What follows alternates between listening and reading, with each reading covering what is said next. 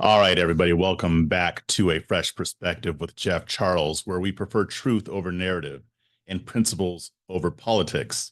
And my motto that I just said is going to figure in heavily to what I'm about to talk about. Before I get into everything, just really quick, you know what to do. You got to like this, you got to share this, and please subscribe and hit that notification bell. That way you'll be updated whenever I upload a new episode. Also, check out my Substack. It's called Chasing Liberty. You can access that at libertychasers.com, and you can see all kinds of libertarian, liberty-focused content, government about government overreach, all that great stuff. All right, check that out at libertychasers.com. Please become a subscriber and support my work. I appreciate all of it. So without further ado, let's get into it, because it's not like there's much going on in the news today, right? Nothing's really been happening. The news cycle has been so slow, right? No, seriously. So somebody shot former President Donald Trump yesterday on Saturday. I'm recording this today on Sunday. He was shot. Now, he's fine. Well, the person who made the shot raised his ear. We all saw the video. I'm not going to recount what happened. If you haven't seen it, if you've been living under a rock, just go online. You can see the video of what happened. But suffice to say, somebody tried to assassinate a former president and a current presidential candidate. Now, this is a very significant moment in our country's history. The ramifications of this could be huge, especially with, how things might end up. Now, we don't know much about the shooter yet, but there is some information coming out, and I'll touch on that in a second. But this is a momentous event. Most of us have never lived through an assassination of a president, or even an attempted assassination of a president. So this is pretty big, but is it surprising?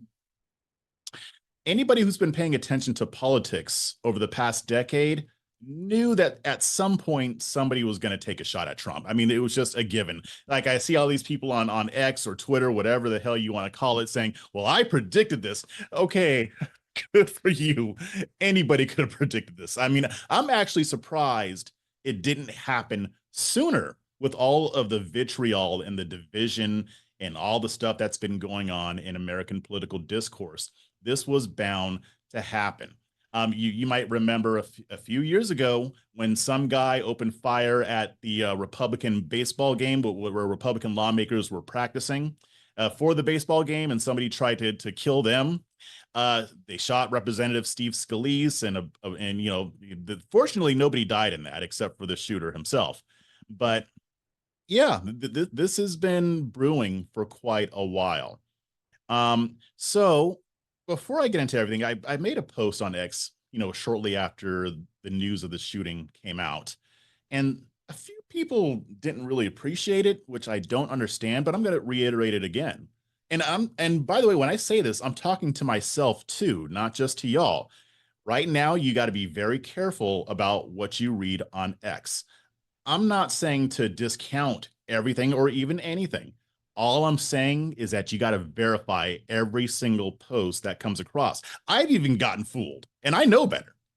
What we need to be doing, and we really should be doing this all the time, not just when something like this happens, but beware of any post making claims about the shooting, especially those that don't include a link with it, because you can easily get taken in. Again, I'm not saying to immediately discount it, but just verify that from outside sources off the platform. Now, some people didn't like me saying that, but it doesn't really make sense. Yeah, you should be verifying, especially with an incident of this magnitude.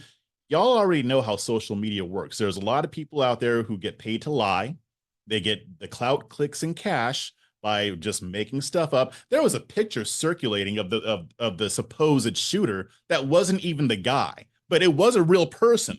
So you have to beware of when people are putting things out. Verify it from other news sources. Verify it from left and right-leaning news sources, not just one. Don't put yourself in an echo chamber. If you're in an echo chamber, it's your fault, because you're only consuming one side of the political spectrum. So that's just my little warning there. There was no reason for anybody to get upset about it. You guys are weird. But most people understood where I was coming from, because this is common sense. Now, In that vein, there are already conspiracy theories going on about the shooting. Like they started about 4 or 5 seconds after the news broke. You have people on the left pretending that this whole thing was staged to help Trump. And there are still people saying that. Now, they don't actually believe that. Trust me, they don't actually believe that Trump somehow staged this thing or that anybody staged it. They want it to be true because they hate Trump and they don't want to entertain the idea that a member of their team could do something like this. And I'll even be fair. If this had been Biden on the receiving end of this, have folks on the right doing this. But I think most people understand what happened, that it wasn't staged. I mean, one person was killed, they lost their lives, two others were injured, other than President Trump. So I don't believe for a second that this was just something that was concocted. And maybe at the most, you might be able to say that somebody else staged this to do whatever. I don't really know what they would get out of that, but you can't really stage a situation where a sniper strategically hits somebody in the ear. If you think that that's a thing, you've been watching too much John Wick. And I love John Wick. I love movies, but that's not what happened. But I'm sure there will be other conspiracy theories, even on the right, as time goes on, especially after we learn more about Thomas Matthew Crooks, who was the person who allegedly carried out this attack.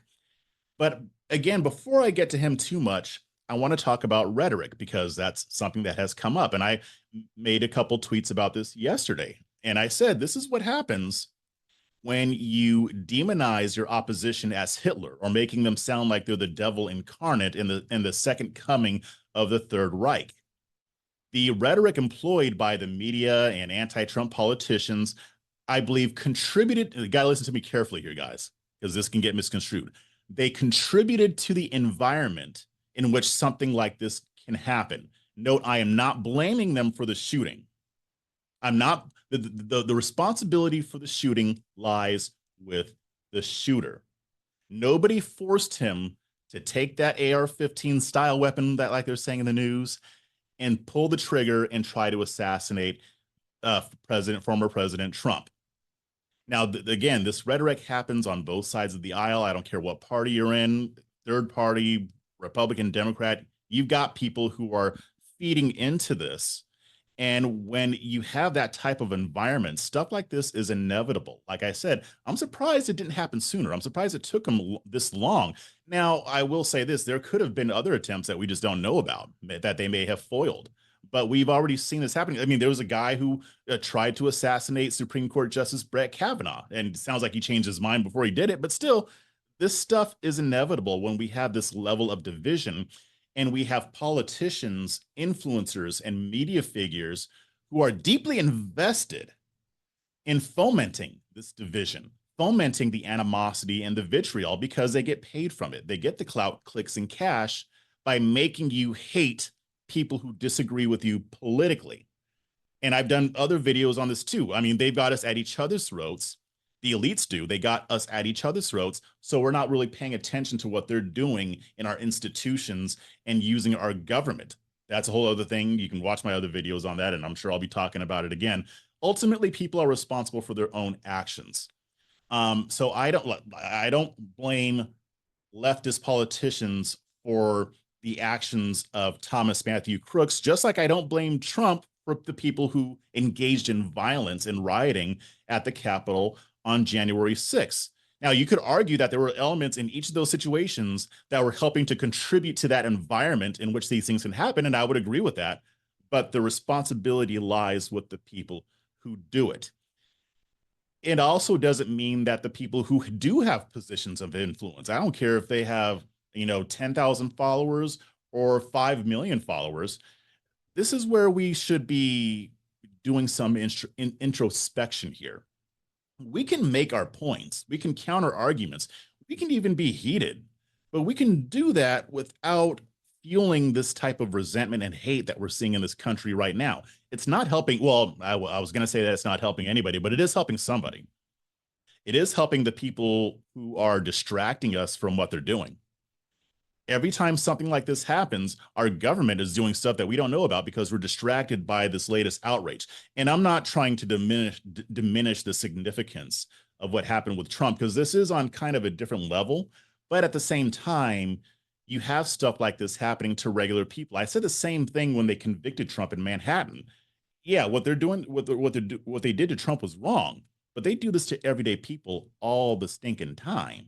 We just don't hear about it because it's not sensationalized. So I also, I think I'm gonna, piss off people on both sides with this video. I'm gonna say something complimentary about President Joe Biden. I'm gonna compliment him. He came out and condemned the violence. Now people are saying, well, he waited an hour, hour and a half. Fair enough. Should have done it sooner. Fine. I get it. But he did do it. And it didn't take him that long.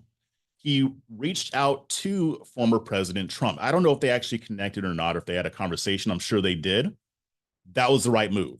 Good on him for doing that. Kudos to Biden for being a leader, at least in this situation, because he could have just sat back and just, gave a little boilerplate condemnation and then just went on with his campaign and, whatever he's doing in the White House. No, I think it was good that he reached out. Doesn't mean I support him. I don't support Trump for that matter. But I think that that was a good way to kind of help calm the situation down, and good on him for doing it. As far as the shooter, this is going to get very interesting. We know his name, Thomas Matthew Crooks. That came out a little bit later in the evening last night. He's a 20-year-old guy who lives in, I believe the place is called Bethel Springs in Pennsylvania. Don't know much about him yet. I just saw a video with one of his former schoolmates in high school talking about how he had been bullied constantly. As far as motive, the authorities have not established that. We don't know why he did what he did just yet. That is going to come out at some point. I wouldn't be surprised if he has a manifesto lying around somewhere. We don't even know his political affiliation. Now, people are saying, oh, he was a Republican, so he must have been an anti-Trump Republican. Maybe. He was registered as a Republican, but guess what? He also donated to Democrats. So, kind of hard to say right now. People are saying, oh, he's an Antifa member. I saw some social media that was supposedly his. I think it turned out to not be true, which is, again, why you got to check this stuff. But he could have been on the left. It's going to be, I think the way the country responds to this is really going to depend on what we find out about the shooter. If he happens to be on the left, I expect more of these conspiracy theories from the Blue Anon people to continue, because they're going to pretend like, oh, it wasn't really a leftist. He was probably hired by the Trump campaign or blah, blah, blah, blah, blah. If he's on the right, if he's an anti-Trump Republican, then, this rhetoric will still get blamed. The left will still get blamed. And I'm not sure that anything really productive is going to come out of this. Here's one thing that I haven't seen people consider, and I would like to hear you guys' thoughts about it. What if he happens to be one of those Groyper types? What if he happens to be more of a white nationalist and white supremacist? Now, some of you are shaking your head right now, and y'all need to stop that. Listen, hear me out real quick. Now, folks on the left don't know this, but folks on the right do. White supremacists hate Trump. They don't like him. You might recall that shooting, I believe, near San Antonio, Texas, or maybe even further south, where a white nationalist mass shooter went into a Walmart and specifically targeted Hispanics. In his manifesto, he talked about how much he hates Trump. He's not the only one. There have been other mass shooters who criticize Trump. Why? Because he doesn't hate the Jews. He's very Jew-friendly, despite what the left says, because remember, they're lying about him. I mean, he was probably the most friendly to Israel that we've ever had in a president for quite a while. They hate him for that. They hate him for that. If you see some of the things that these people write, they don't like that. They don't like that he's even trying to get the votes of Black Americans and Hispanic Americans. They hate it. So as much as they want to say that Trump is like Hitler and the KKK and blah, blah, blah, no, they hate his ass. Now, I'm not talking about who they vote for. A lot of them vote Republican. They used to vote Democrat. I don't even know how they vote now. I would assume that they still vote more Republican, but I will tell you right now, they don't like Trump, and they really don't like either party. What if it happens to be one of those people? That would be very interesting to see the reaction. I mean, you will have even more conspiracy theories. I'm surprised that the Groypers haven't been blaming the Jews for trying to assassinate Trump, because that's the type of rhetoric that they used.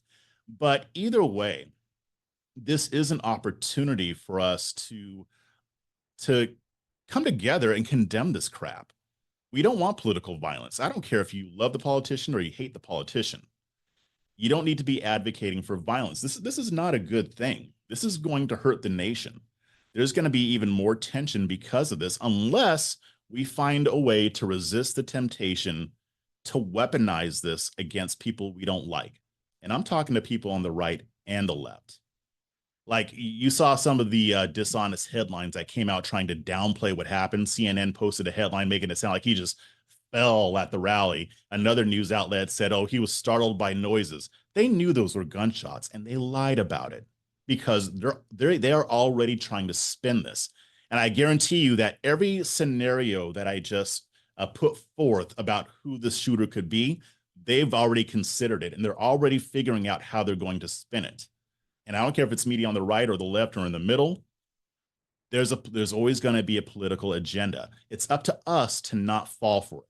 What are the facts? Do your research. Do not be fooled by stuff that comes out. Double check everything and then make your assessment from there. Don't make it based on emotion. Don't make your assessment based on politics. Look for the truth over the narrative. Prioritize your principles over the politics, because I'm telling you right now, we are going to be deeply tested in this, because again, this is a monumental event. To some people, it may not seem like it right now because it's still kind of fresh. It just happened yesterday. But again, somebody shot a former president of the United States and a current presidential candidate. There's no way that this is not going to have ramifications. I am really hoping that this does not lead to more violence. Let's say it does come out that this guy was an Antifa leftist, and then some whack job on the right decides on the fringe right decides that they want to take a shot at Biden or another Democratic politician.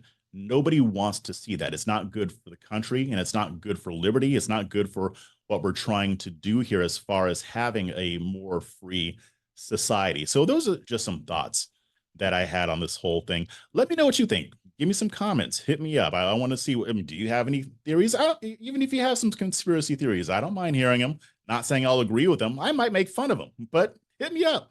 Let me know what you think. And until next time, I'll catch you on the flip side.